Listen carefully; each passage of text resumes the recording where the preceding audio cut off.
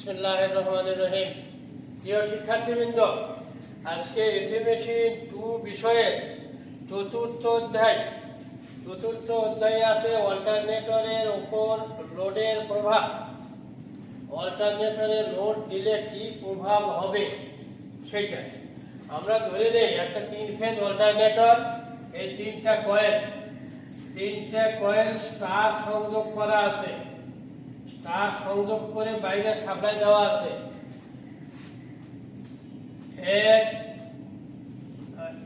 এইটা হলো চুম্বক ক্ষেত্র।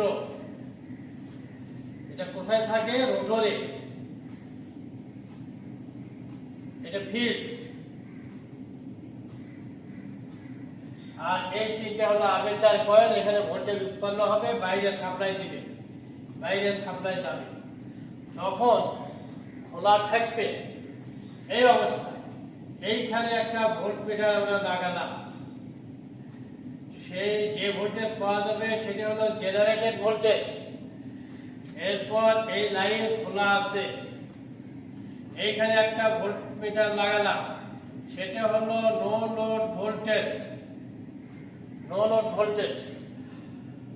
অথবা নো লোড ভোল্টেজ দরকার না। এখানে দিলাম আমরা টার্মিনাল ভোল্টেজ। এখানে একটা ভোল্টমিটার লাগালাম, এটা টার্মিনাল ভোল্টেজ।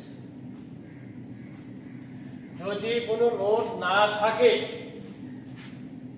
এই রোটর ঘোরালে অর্থাৎ চুম্বক ক্ষেত্র ঘোরালে এখানে যে ভোল্টেজ উৎপন্ন হবে ইজি, এই কয়েলের 2 প্রান্তে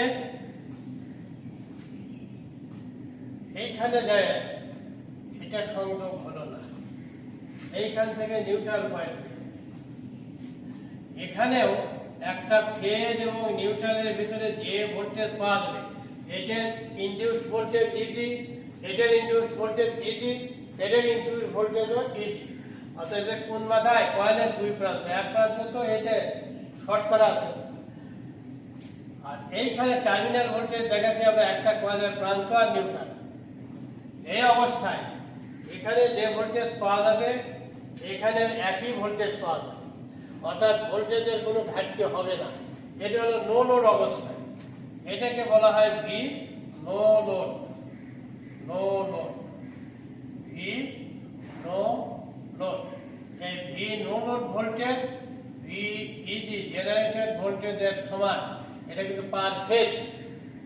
এরপর ধরে নিলাম আমরা লোড দিলাম, অল্টারনেটরে লোড দেওয়া হলো। এখানে একটা 3 ফেজ লোড লাগানো আছে।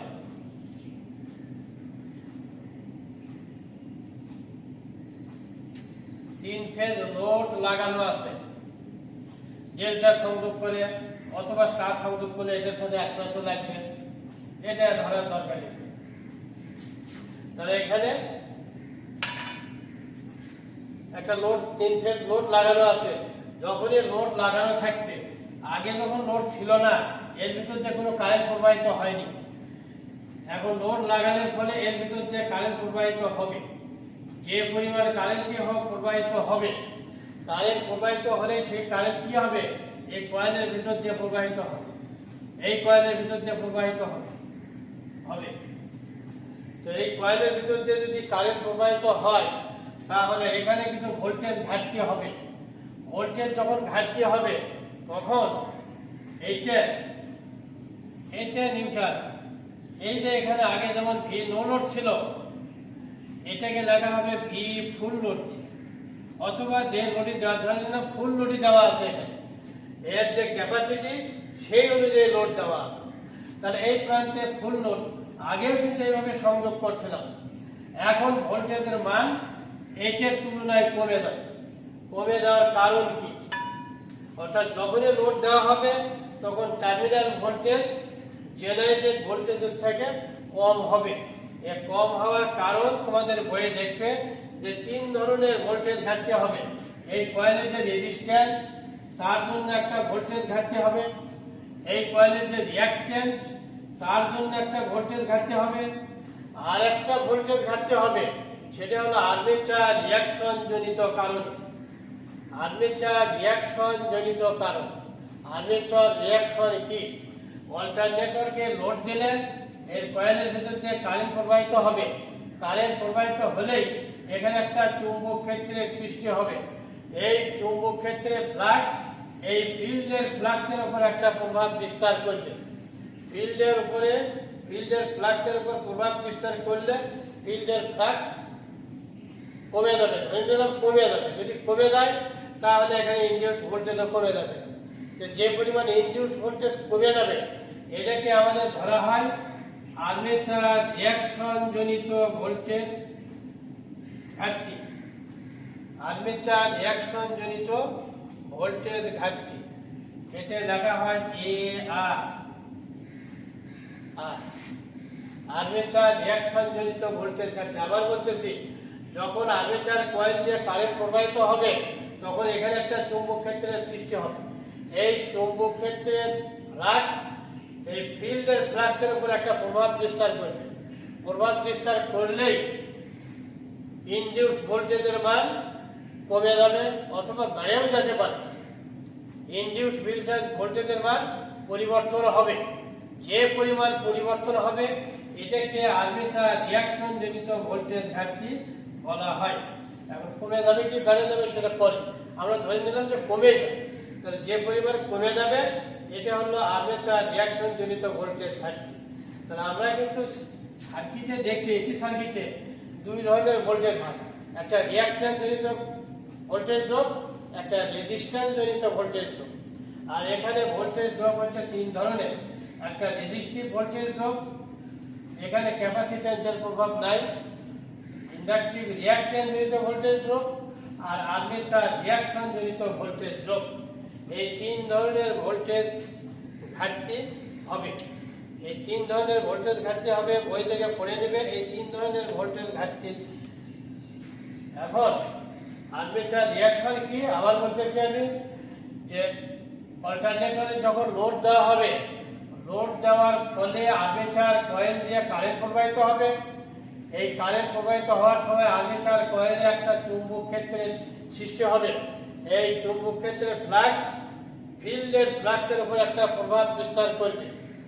ফিল্ডের ফ্লাক্সের উপর যে প্রভাব বিস্তার করে এটাকে বলা হয় আর্মেচার রিঅ্যাকশন। আর ফিল্ডের চুম্বক ক্ষেত্রের উপর প্রভাব বিস্তার করার ফলে যে পরিমাণ উৎপন্ন ভোল্টেজের পরিবর্তন হয় এটাকে বলা হয় আর্মেচার রিঅ্যাকশন জনিত ভোল্টেজ ড্রপ। এখন এই আর্মেচার রিঅ্যাকশন জনিত ভোল্টেজ ড্রপ বা আর্মেচার রিঅ্যাকশন এটা লোডের উপর নির্ভর করে। লোড আমরা জানি তিন ধরনের, একটা রেজিস্টিভ লোড, আর একটা রিঅ্যাক্টিভ,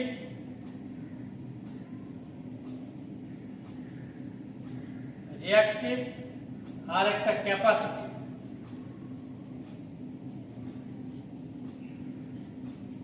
যদি রেজিস্টিভ লোড হয়, পিওর রেজিস্টিভ লোড হয়,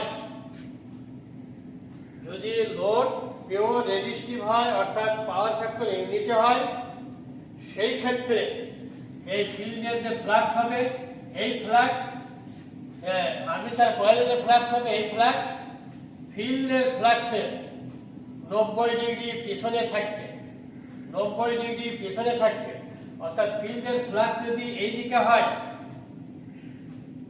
ফিল্ডের ফ্লাক্স এই দিকে হয়, তাহলে আর্মেচার রিঅ্যাকশন জনিত ফ্লাক্স এই দিকে হবে। ফলে কি হবে, এই ফিল্ডের ফ্লাক্স কমে যাবে। ফিল্ডের ফ্লাক্স কমে গেলে কি হবে, টার্মিনাল ভোল্টেজ আগের তুলনায় কম হবে, অর্থাৎ ইনডিউসড ভোল্টেজ কমে যাবে। ইনডিউসড ভোল্টেজ কমে যাবে, এটা ড্রপ আকারে আমাদের পাওয়া যাবে। তাহলে যদি বিশুদ্ধ রেজিস্টিভ লোড হয় তাহলে আর্মেচার রিঅ্যাকশন জনিত কারণে যে আর্মেচার ফ্লাক্স উৎপন্ন হবে, এই আর্মেচার ফ্লাক্স ফিল্ডের ফ্লাক্সের 90 ডিগ্রি পিছনে থাকবে অর্থাৎ ক্রস আকারে থাকবে। তাহলে রেজাল্টেন্ট ফ্লাক্সের মান কমে যাবে। রেজাল্টেন্ট ফ্লাক্সের মান যদি কমে যায়, ইনডিউসড ভোল্টেজ কমে যাবে, টার্মিনাল ভোল্টেজ কমে যাবে। এটা হলো রেজিস্টিভ লোড। যদি ইন্ডাকটিভ লোড হয় তাহলে হবে কি, ইন্ডাকটিভ লোডের কারণে এইখানে যে ফ্লাক্স উৎপন্ন হবে, এই ফ্লাক্স এই ফিল্ডের ফ্লাক্সের 180 ডিগ্রি বিপরীতে থাকবে, 180 ডিগ্রি বিপরীতে থাকবে। তাই যদি থাকে এই ফিল্ডের ফ্লাক্স হলো এইদিকে, আর্মেচার রিঅ্যাকশন জনিত ফ্লাক্স যদি এইদিকে হয়, তাহলে ফ্লাক্স রেজাল্টেন্ট ফ্লাক্স অনেক কমে যাবে, ফলে জেনারেটেড ভোল্টেজ কমে যাবে, যেটা আমরা ভোল্টেজ ড্রপ হিসাবে পাব। এখন যদি ক্যাপাসিটিভ লোড হয়, পিওর ক্যাপাসিটিভ লোড হয়, পিওর ক্যাপাসিটিভ লোড হলে কি হবে, কারেন্ট ভোল্টেজের 90 ডিগ্রি সামনে থাকে।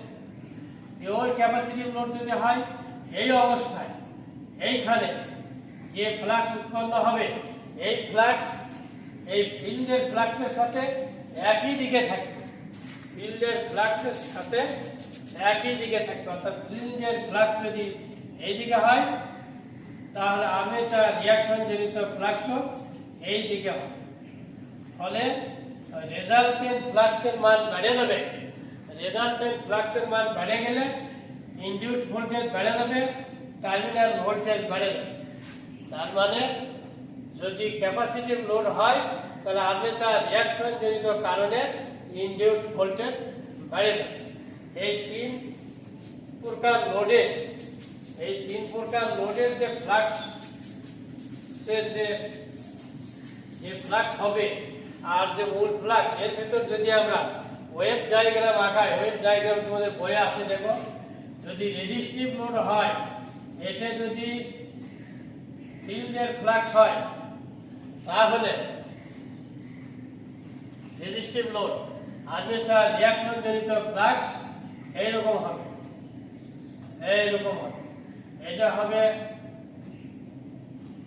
ফিল্ডের ফ্লাক্স, এটা হবে আর্মেচার রিঅ্যাকশন জনিত ফ্লাক্স। এইরকম হবে এর ওয়েভ ডায়াগ্রাম। যদি রেজিস্টিভ লোড হয়, তাহলে ফিল্ডের ফ্লাক্স এবং আর্মেচার রিঅ্যাকশন জনিত যে ফ্লাক্স ফিল্ডের উপরে প্রভাব বিস্তার করে, এই দুটের ওয়েভ ডায়াগ্রাম এইরকম।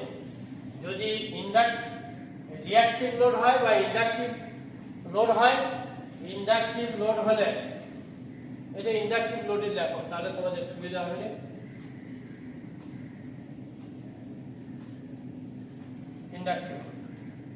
ইন্ডাকটিভ লোড হয়, তাহলে তার ওয়েভ ডায়াগ্রাম এইরকম হবে। এইটা যদি ফিল্ডের ফ্লাক্স হয়, তাহলে আর্মেচার রিঅ্যাকশন জনিত ফ্লাক্স এইরকম হবে। এটা হবে আর্মেচার রিঅ্যাকশন জনিত ফ্লাক্স।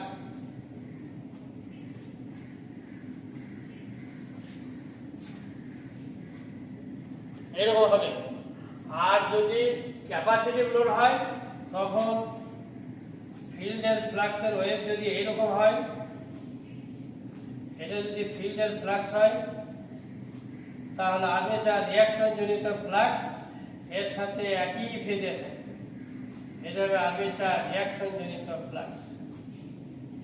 তাহলে এই অবস্থায় কি হবে, রেজাল্টেন্ট ফ্লাক্সের মান বেড়ে যাবে এবং টার্মিনাল ভোল্টেজের মান বেড়ে যাবে।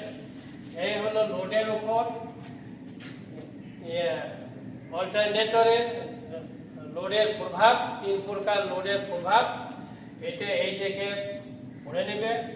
এরপরে আছে সিনক্রোনাস রিঅ্যাকট্যান্স এবং সিনক্রোনাস ইম্পিডেন্স। সিনক্রোনাস রিঅ্যাকট্যান্স হলো আর্মেচারের সেলফ ইন্ডাকট্যান্স জনিত যে রিঅ্যাকট্যান্স, আর আর্মেচার রিঅ্যাকশন জনিত রিঅ্যাকট্যান্স, এই দুটের সমষ্টিকে বলা হয় সিনক্রোনাস রিঅ্যাকট্যান্স। এই সিনক্রোনাস রিঅ্যাকট্যান্স এবং আর্মেচার কয়েলের রেজিস্ট্যান্স, এর রেজাল্ট্যান্ট মানকে বলা হয় সিনক্রোনাস ইম্পিডেন্স। এখানে 4.4, এরপরে আসছে 4.5। লোড যুক্ত অল্টারনেটরের ভেক্টর ডায়াগ্রাম। এখন ভেক্টর ডায়াগ্রাম জানতে হবে। 4.4 পর্যন্ত হয়ে গেছে। 4.5 ভেক্টর ডায়াগ্রাম। যদি রেজিস্টিভ লোড হয় তাহলে কিরকম হবে। রেজিস্টিভ লোড হলে ধরে নিলাম আমাদের এটা টার্মিনাল ভোল্টেজ, টার্মিনাল ভোল্টেজকে রেখে দিয়েছে ভিটি দ্বারা লিখতে হবে টার্মিনাল ভোল্টেজ। তাহলে রেজিস্টিভ লোড যদি হয়, রেজিস্টিভ হোক, ইন্ডাকটিভ হোক, রিঅ্যাক্টিভ হোক, এখানে তিন ধরনের লস হবে। একটা আর্মেচার কারেন্ট গুণন আর্মেচার রেজিস্ট্যান্স, এটা হলো রেজিস্টিভ ড্রপ। আর্মেচার কারেন্ট গুণন আর্মেচারের সেলফ ইন্ডাকটেন্স জড়িত রিঅ্যাক্ট্যান্স, এই একটা ড্রপ হবে। আর একটা হবে আর্মেচার কারেন্ট গুণন আর্মেচার রিঅ্যাকশন জড়িত রিঅ্যাক্ট্যান্স। এই তিন ধরনের ড্রপ হবে। এই দুইটা যেহেতু রিঅ্যাকট্যান্স জনিত ড্রপ, এই দুটো একই দিকে থাকে। এইটা যখন ভেক্টর ডায়াগ্রাম আঁকালে যেহেতু ইউনিটি পাওয়ার ফ্যাক্টর, তাহলে কারেন্ট কোন দিকে থাকবে? ভোল্টেজ কারেন্ট একই দিকে থাকবে, একই দিকে থাকবে। এটা হলো টার্মিনাল ভোল্টেজ। টার্মিনাল ভোল্টেজের সাথে এই কয়টা ড্রপ যোগ দিতে হবে। এই কয়টা ড্রপ যোগ দিলে যেটা হবে সেটা হবে ইনডিউসড ভোল্টেজ। তো এই কয়টা ড্রপ মানে এই ড্রপ কোন দিকে হবে? এই কারেন্ট যেদিকে সেই দিকে হবে, কারেন্টটা সেই দিকে। তাহলে এই ভোল্টেজ ড্রপ ভোল্ট এই ভিটির সাথে যোগ হবে এই দিকে, আই এ আর যোগ হলো। তারপর এই দুটা যোগ হবে, এই দুটা,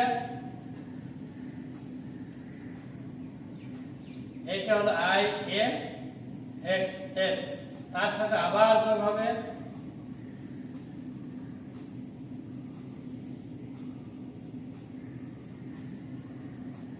আর্মেচার কারেন্ট গুণন আর্মেচার রিঅ্যাকট্যান্স জনিত রিঅ্যাকট্যান্স।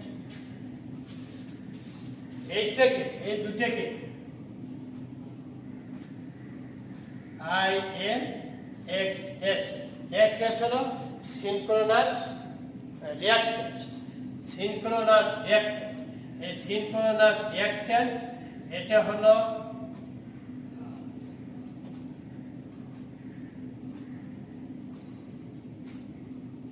এক্স এল যোগ এক্স এ আর, এই সেলফ ইন্ডাকট্যান্স জনিত রিঅ্যাকট্যান্স আর আর্মেচার রিঅ্যাকশন জনিত রিঅ্যাকট্যান্স, এই দুটার সমষ্টি হলো সিনক্রোনাস রিঅ্যাকট্যান্স। তাহলে এইটা হবে না, এই দুটার সমষ্টি হবে এই, এটা হবে। আর এইটা হবে না I S Z S, Z এসটা কি? Synchronous impedance. এইটার সমস্যা এটা হবে ইজি, ইনডিউসড ভোল্টেজ। একেবারেই কঠিন। তাহলে কি হবে? ইউনিটি পাওয়ার ফ্যাক্টর লোডে যদি ভেক্টর ডায়াগ্রাম আমরা আঁকাতে যাই, ভোল্টেজ এইদিকে, কারেন্ট এইদিকে হবে। এটা কোন ভোল্টেজ? Terminal voltage. এই যে অল্টারনেটরের তিনটা কয়েল,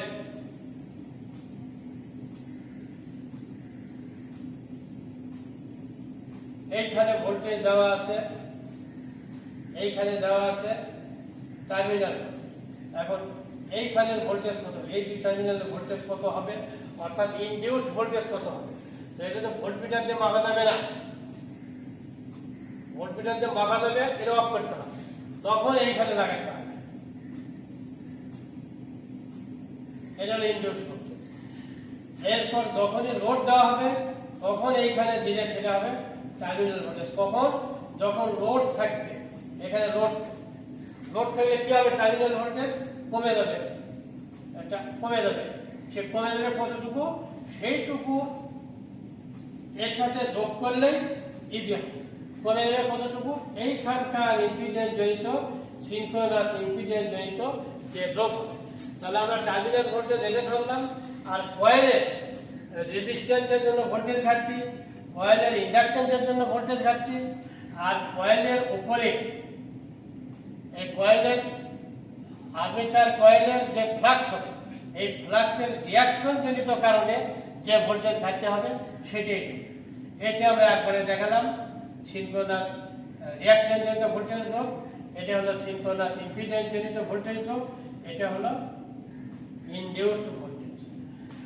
এটা হলো ইউনিটি পাওয়ার ফ্যাক্টর লোডের ভেক্টর ডায়াগ্রাম। এরপর ল্যাগিং পাওয়ার ফ্যাক্টর লোডের vector diagram. Lagging power factor লোডে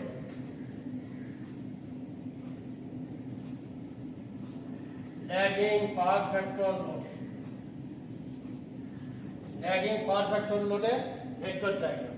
এখন ল্যাগিং পাওয়ার ফ্যাক্টর লোডে যদি ভেক্টর ডায়াগ্রাম হয়, অঙ্কনের সুবিধার জন্য এইদিকে ভোল্টেজও দেখাতে পারে, রেফারেন্স চক্রের দিকে কারেন্টও দেখাতে পারে, যে কোনোটা দেখাতে পারে। তোমাদের বইয়ে দেওয়া আছে এখানে কারেন্টে দেখাতে পারছে। তাহলে কারেন্টে আমরা যদি এইদিকে ধরি, তাহলে ভোল্টেজ কোন দিকে হবে?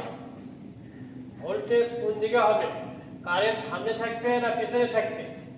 অবশ্যই পেছনে থাকবে। তাহলে ভোল্টেজ সামনে হবে, ভোল্টেজ হবে এই দিকে। এটা কি ভোল্টেজ? Terminal voltage. টার্মিনাল, এই টার্মিনাল ভোল্টেজের সাথে যোগ করতে হবে কি? যোগ করতে হবে আই এ আর এ, এটা যোগ করতে হবে আই এ এক্স এল, যোগ করতে হবে আই এ এক্স এ আর, যোগ করতে হবে। তো এটা কোন দিকে হবে? এটা আমরা জানি কারেন্ট যেদিকে আছে সেই দিকে হবে। কারেন্ট কোন দিকে আছে? এই দিকে। তাহলে এখান থেকে এটার প্যারালাল লাইন টানতে হবে, I A R A. Resistive drop, inductive drop কোন দিকে হবে? কারেন্টের 90 ডিগ্রির সামনে থাকে। তাহলে এইটা কারেন্টের 90 ডিগ্রির সামনে।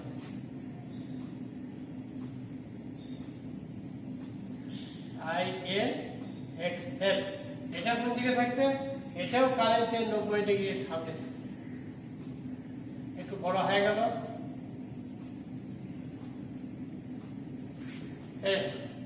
তাহলে এইটা হবে, এই দুটো মিলে কি হবে? এই দুটো মিলে হবে সিনক্রোনাস রিঅ্যাকট্যান্স জনিত ভোল্টেজ ড্রপ। এটা হবে কি? সিনক্রোনাস ইম্পিডেন্স জনিত ভোল্টেজ ড্রপ,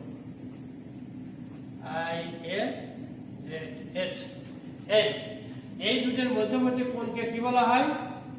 এটাকে বলা হয় ফেজ কোণ বা পাওয়ার ফ্যাক্টর কোণ। এখন এইটা হবে ইনডিউসড ভোল্টেজ। এখন এই ইজি বের করতে হবে। ইজি কিভাবে বের করবে? ইজি বের করার জন্য এটাকে সামনের দিকে বাড়িয়ে দিবে, এখান থেকে এর উপরে লম্ব টানবে, এখান থেকে এর উপরে লম্ব টানবে। লম্ব টানার পর এটাকে কিছু অক্ষর দিয়ে চিহ্নিত করে নাও। ধরে নিলে এটা ও, এটা যদি এ, এটা যদি বি, এটা সি, এটা ডি, এটা ই। এই অক্ষর ধরে নিলাম আমরা। অক্ষর যদি ধরে নেই, তাহলে এইটা একটা সমকোণী ত্রিভুজ। সমকোণী ত্রিভুজের এটা বের করতে হবে, অতিভুজ বের করতে হবে। তাহলে সমকোণী ত্রিভুজের অতিভুজ সমান অপর দুই বাহুর বর্গের সমষ্টির বর্গমূল। অপর দুই বাহুর বর্গের সমষ্টির বর্গমূল। তাহলে এইটা হবে ও বির উপরে স্কয়ার যোগ বি এর উপরে স্কয়ার। ওইটাই হলো ইজি। এই ইজির মান আমাদের বের করতে হবে। তাহলে ও বি গুণটা এইটা, এইটুকু যোগ এইটুকু, এইটুকুর মান কত হবে? এইটা হলো ভিটি। এইটা একটা সমকোণী ত্রিভুজ। এই সমকোণী ত্রিভুজ, সমকোণী ত্রিভুজের এটা হলো অতিভুজ, এটা হলো ভূমি। ভূমি আর অতিভুজ সংলগ্ন কোণ হলো এটা, এটা ভূমি, এটা লম্ব। তাহলে এইটা যদি আমরা বের করি, তাহলে এইটার মান হবে, এইটুকুর মান হবে ভিটি cos 5। আর এটার মান কত হবে? লম্ব এটা হবে ভিটি sin 5। এই বাহু আর এই বাহু সমান, এই বাহু আর এই বাহু সমান। এই বাহুর মান হলো এইটা, তাহলে এটার মান হবে এইটা। এই বাহুর মান হলো এইটা, তাহলে এটার মান হবে এইটা। এখন আমরা যদি এখানে বসে দেই, তাহলে কি পাওয়া যাবে? ওবি। ওবি মানে এরকম ও এ যোগ এ বি, এরপরে স্কয়ার যোগ বি ডি যোগ ডিই, এরপরে স্কয়ার। এখন এইগুলোর মান বসে দিবে, এইগুলোর মান বসে দিলেই হয়ে যাবে। মান বসে দিলে কি হবে?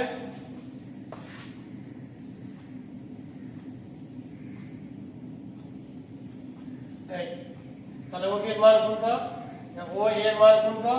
এইটা, এই ভি টি কস ফাই।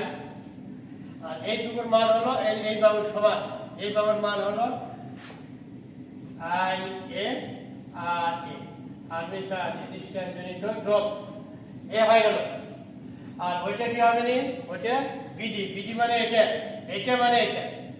তাহলে বিডি ভিটি সাইন ফাই যোগ এইটুকুর মান হলো এই যে আই এ এক্স স্কয়ার। এই সূত্র থেকে এখন জেনারেটেড ভোল্টেজ বা নো লোড ভোল্টেজ বের করতে হবে। এটা গেল ল্যাগিং পাওয়ার ফ্যাক্টর লোডে। এখন লিডিং পাওয়ার ফ্যাক্টর লোডে কিরকম হবে? লিডিং পাওয়ার ফ্যাক্টর লোডে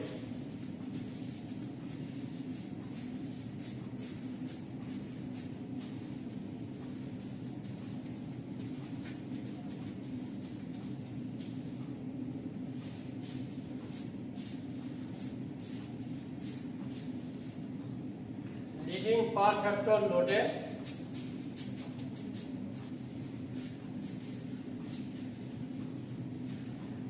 লিডিং পাওয়ার ফ্যাক্টর লোডে কি হবে? কারেন্ট ভোল্টেজের সামনে থাকে।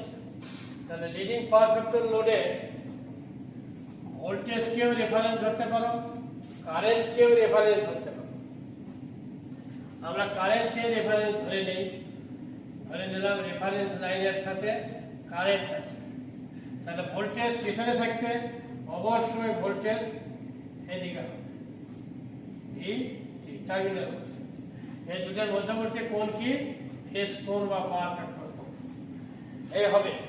এখন এইটার সাথে ওই তিন ধরনের ড্রপ যোগ দিতে হবে। কি কি ড্রপ? একটা হলো রেজিস্টিভ ড্রপ, একটা হলো রিঅ্যাকটিভ ড্রপ, একটা হলো আর্মেচার রিঅ্যাকশন জনিত ড্রপ। এই তিনটে যোগ করতে হবে। কার সাথে? এই ভোল্টেজের। তাহলে ভোল্টেজের সাথে যদি আমরা যোগ করি, এই ড্রপ এর সাথে যোগ করলে কোন দিকে হবে? এই কারেন্টের সাথে ইনপুট। কারেন্ট এই দিকে আছে, এখান থেকে এই দিকে আই এ আর এটা কোন দিকে হবে? এই কারেন্ট থেকে 90 ডিগ্রির সামনে আই এ এক্স। আবার এদিকে যাবে, বেশি করে নিলাম হবে, কম নিলেও হবে, বেশি নিলেও হবে, আই এ এক্স এ আর। এই দুটো মিলে হলো কি? I A x S, synchronous reactance জনিত ড্রপ। এইটা হবে নি, এইটা হবে নি আই এ জেড এস। এইটা হবে তখন ইজি। এই ইজি আমাদের এখন বের করতে হবে। ইজি বের করতে হবে। ইজি বের করার জন্য এটাকে এদিকে বেড়াতে হবে। এখান থেকে এর উপরে লম্বটা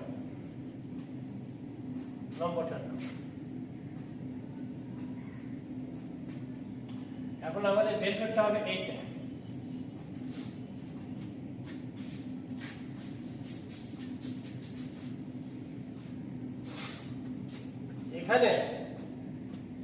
এইখানে আমাদের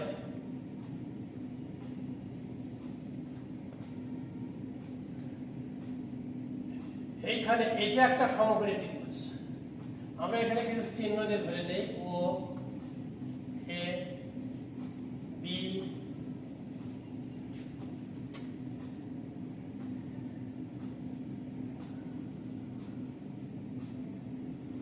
এটা সি, এটাকে ধরে ডি, এটাকে ধরে আমাদের বের করতে হবে ও ডি। তাহলে ও ডি সমান কি হবে? ও ডি সমান হবে এইটা একটা সমকোণী ত্রিভুজ। এই সমকোণী ত্রিভুজের এটা অতিভুজ, এটা ভূমি, এটা লম্ব। তাহলে আমাদের ও ডি এরকম হবে, ও সির উপরে স্কয়ার যোগ, ও সির উপরে স্কয়ার যোগ সিডির উপরে স্কয়ার, সিডির উপরে স্কয়ার এরকম। তাহলে এইটা আমাদের এখন বের করতে হবে সিডি।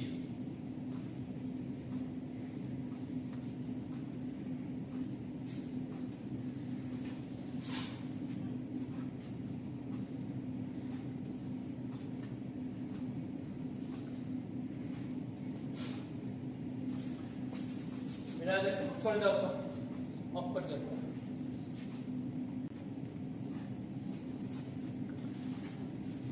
এখন দেখো তাহলে এটা কি হবে?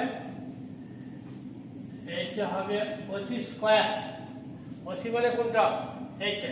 এটাকে দুই ভাগ আছে, এটা যোগ এইটা। তাহলে ও ই যোগ ই সি স্কয়ার যোগ, এখানে বলা আছে এইটুকুর উপরে স্কয়ার। এইটুকু থেকে যদি আমরা এইটুকু বাদ দেই, এ পুরোটার থেকে যদি এইটা বাদ দেই তাহলে কিন্তু এইটুকু হবে।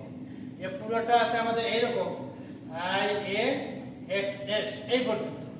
তার থেকে যদি এটা আমরা বাদ দিই, কি বাদ দেবো আমরা? এ ই। এ ই যদি বাদ দেওয়া হয়, তাহলে এইটুকু হবে। অর্থাৎ এই বিডি থেকে যদি বিসি বাদ দেই আমরা, তাহলে পাওয়া যাচ্ছে এখন বিসি, এই বিসি সমান এ ই। তাহলে এখানে আমাদের পাওয়া যাচ্ছে, বিডি, বিডির উপরে স্কয়ার যোগ এটা কি এ ই এরকম। তাহলে এখন এটা যদি মান বসে দেই, এটা আমাদের কি ইজি সমান ওসি। ওসি মানে কোনটুকু? এইটা। ওই মানে এইটুকু। এইটুকু কত হবে? এইদিকে আছে কারেন্ট, এদিকে আছে ভোল্টেজ, এই দুটোর মধ্যবর্তী কোণ হলো ফাই। এইখানে আমরা একটা লম্ব টানছি, তাহলে এটা একটা সমকোণী ত্রিভুজ। সমকোণী ত্রিভুজের এটা অতিভুজ, এটা ভূমি, এটা লম্ব। অতিভুজের মান দেওয়া আছে এইটা। অতিভুজের মান যদি থাকে আর অতিভুজ ভূমি সংলগ্ন কোণ যদি থাকে, তাহলে এই ভূমি এটা হবে ভিটি কস ফাই, আর এটা হবে ভিটি সাইন ফাই এরকম হবে। তাহলে ও ই আমাদের হচ্ছে কি V T cos phi plus E C. E C মানে এইটা, এটা মানে এটা, এটা মানে আয়ার যোগ আই এ আর এটার উপরে স্কয়ার যোগ বিডি। বিডি কোনটা? এই পুরোটা বিডি,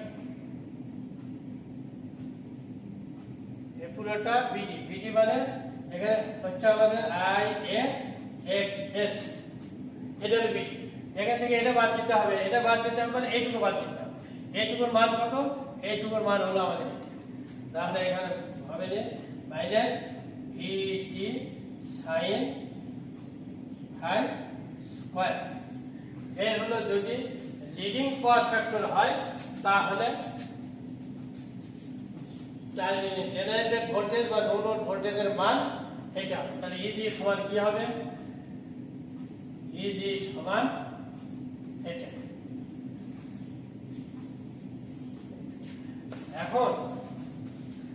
এখন ব্যাপার আছে, এটা যদি উপরে না ওঠে, যদি নিচে থাকে তাহলে কি হবে সেটাই।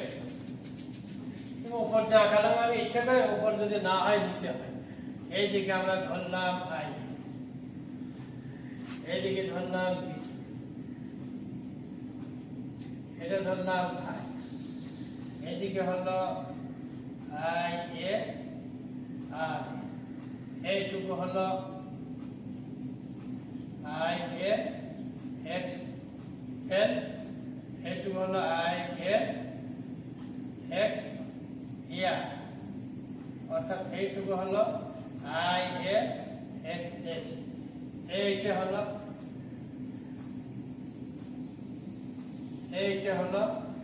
আই এ এস, এইটা হলো তখন এইটা হলো ইজি। এই অবস্থায় কি হবে? এই অবস্থায় হবে কি, এটা এদিকে বাইরে দিবেন, এখান থেকে এরপরে লম্ব টানবেন, লম্ব টানলে এটা কিন্তু আয় ও এ, এটা ধরলাম বি, এটা ধরলাম সি, এটা ডি, এটা বি।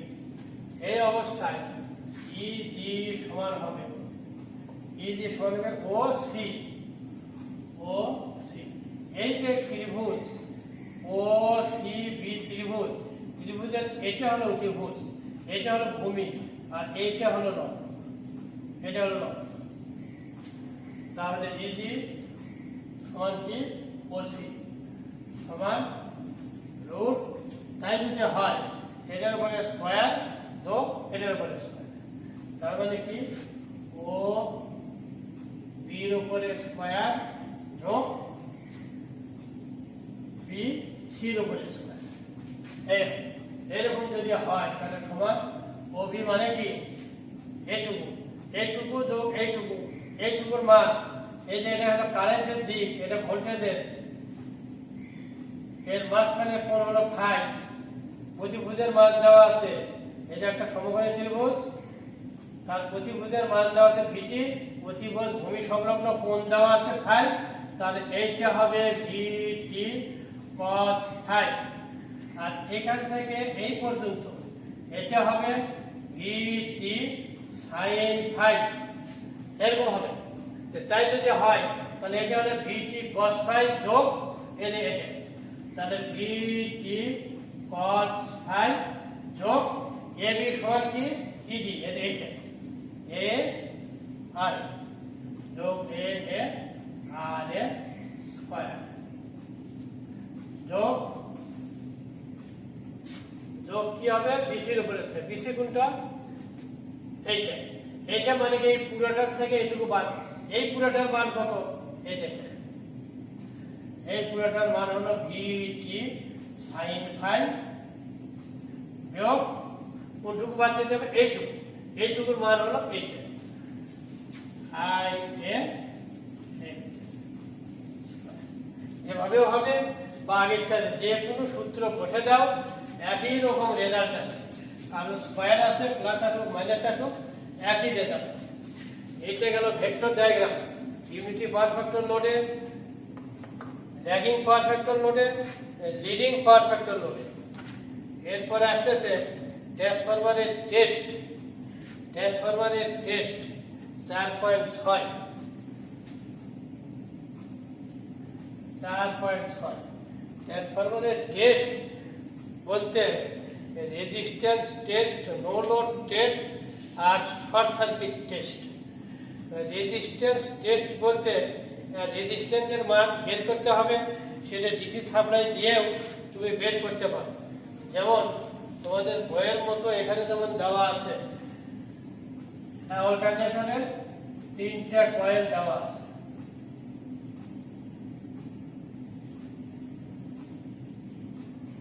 এই 3টা কয়েল দেওয়া আছে, 3টা কয়েলে তুমি রেজিস্ট্যান্স বের করবে। এটা অ্যামিটার ভোল্টমিটার পদ্ধতিতেও হবে। অ্যামিটার ভোল্টমিটার পদ্ধতিতে এখানে একটা অ্যামিটার লাগিয়ে দিলাম,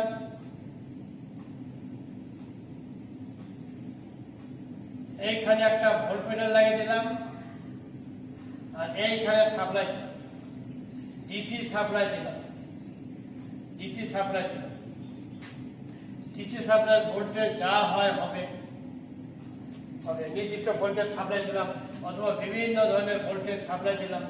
সাপ্লাই দেওয়ার পর এর ভিতর যে একটা কারেন্ট প্রবাহিত হবে, ধরে নিলাম আই, এখানকার একটা ভোল্টেজের পার্ট পাওয়া যাবে ভি, ভোল্টমিটারের পার্ট পাওয়া যাবে। এখন এই রেজিস্ট্যান্স যেটা হবে, রেজিস্ট্যান্স আর সমান ভি ভাগ আই, বিভাগ আই রেজিস্ট্যান্স হবে কয়টা রেজিস্ট্যান্স হবে? এখানে দুইটা কয়েল সিরিজ আছে, তাহলে দুইটা কয়েলের রেজিস্ট্যান্স হবে, তাহলে এটাকে দুইটা ভাগ দিতে হবে, তাহলে এটা হবে এক একটা কয়েলের রেজিস্ট্যান্স। এটা কি রেজিস্ট্যান্স হবে? এটা হবে ডিসি রেজিস্ট্যান্স। ডিসি রেজিস্ট্যান্স হবে ভি ভাগ 2i। ডিসি রেজিস্ট্যান্স হবে। এসি রেজিস্ট্যান্সের মান কি হবে? এর তুলনায় কিছু বেশি হবে, তাহলে এর তুলনায় যেটা বেশি হবে সেটা এখানে থেকে 1.5 বা 1.25 থেকে 1.75 যে কোনো মান দিয়ে গুণ করবে, তাহলে পাওয়া যাবে একটা মোটামুটি মান পাওয়া যাবে, এসি রেজিস্ট্যান্স পাওয়া যাবে। অর্থাৎ তখন আর এসি সমান আর ডিসি গুণন 1.5। এইটা না করে যদি সরাসরি এসি রেজিস্ট্যান্স বের করতে চাও তাহলে এসি সাপ্লাই দিতে হবে।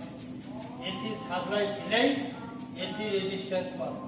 তখন এর সাথে করতে হবে কি, একটা ওয়াট মিটার লাগাতে হবে।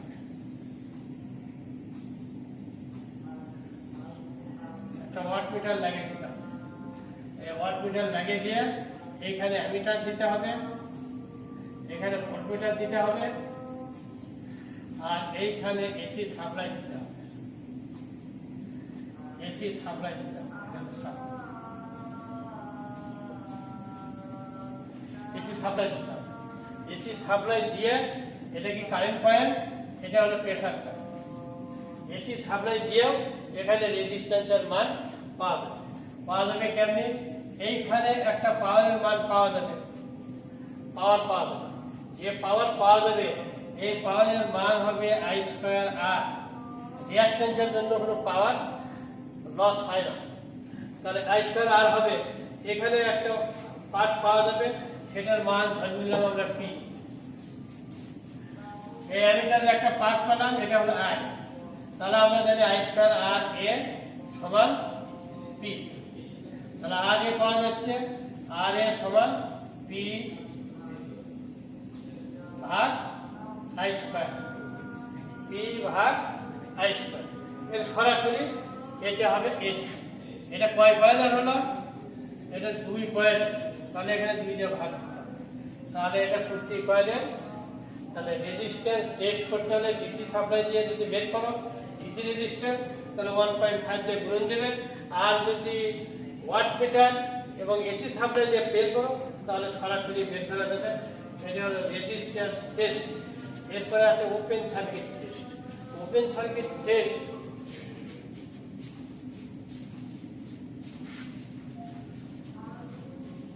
Open circuit test